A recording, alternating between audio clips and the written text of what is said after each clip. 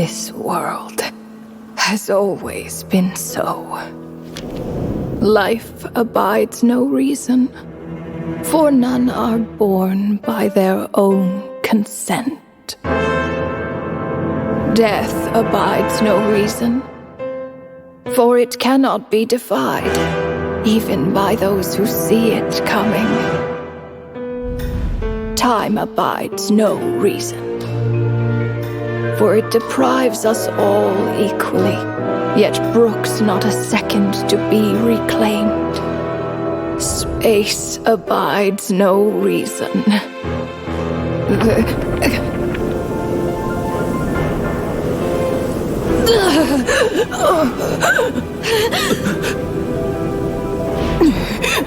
The ruler of space stopped the golden-haired twin travelers and mercilessly tore them apart.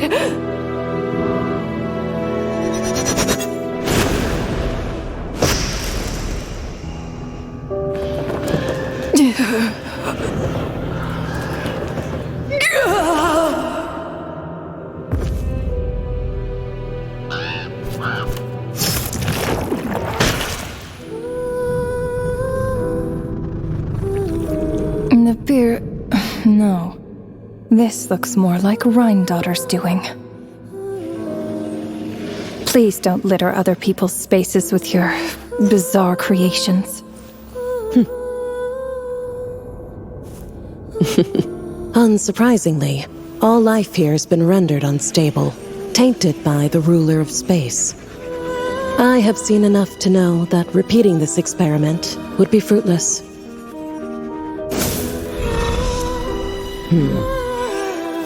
You seem to wield my power as if it were nothing but a plaything for your amusement.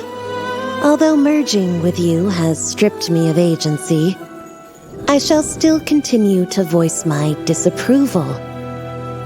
My dear Rhinedottir. You have my respect, Naberius. Your nagging is one of the only things that can get under my skin.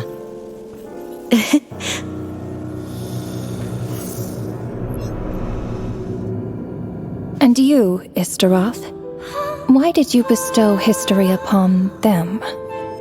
I had to find some way to pass the time, did I not? After all, it's clear that Asmodee is not here. Well, perhaps you could share your input a little earlier next time. But you're right, there's no trace of Asmodee here. Where has she gone? Anyway, it's time I put this space out of its misery.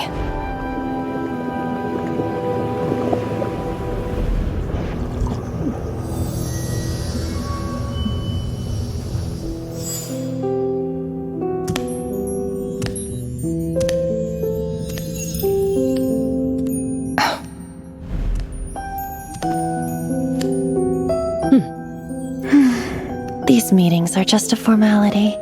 Does it really matter that only 3 of us are here? I, for one, think that we should find her. Since the heavenly principles cast us as shades, not one of us has ever missed a meeting. What if she just switched sides? Finding her would do more harm than good. Now there's an interesting idea. Better than being devoured. Just switched sides? You make it sound like such a trivial affair. We are shades, shadows of the heavenly principles. It's unthinkable. Unless she loves her new master more than her own self. Ronova, do you know that you're being watched? By whom? Whose gaze could pierce this far?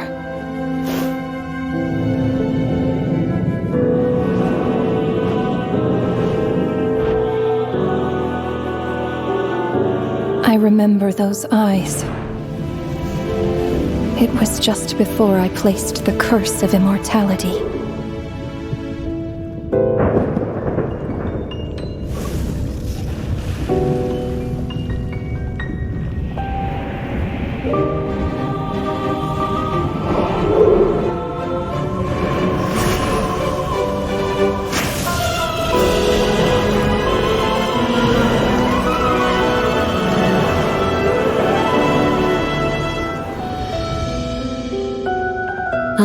Naberius. He's an old acquaintance of mine.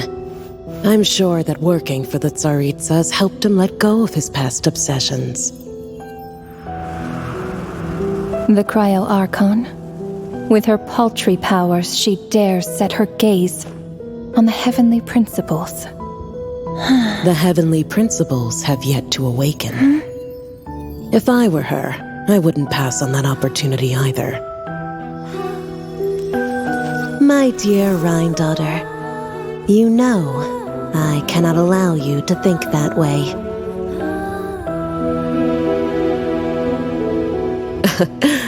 It was purely hypothetical, Naberius. For lack of a direct order, I say it's time we intervened. Of course, to the extent permitted by the rules.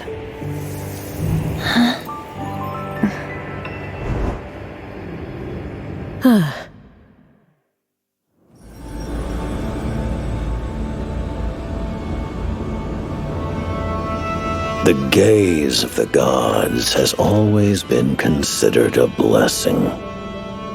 Hence the origin and meaning of visions. People have always yearned for the gaze of the gods. And yet, it is said that when mortals look directly upon the gods, they invite their wrath and retribution. And what of it?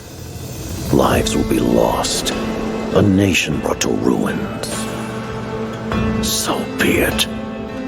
It is nothing I have not endured before. I already know the price of gazing upon the gods. So tell me, what is the price of killing a god? The god stays silent, as if the thought had never once crossed his mind. To all those who dare not look up to the heavens, Her Majesty the Tsaritsa says this. Behold, even the gods have their limits.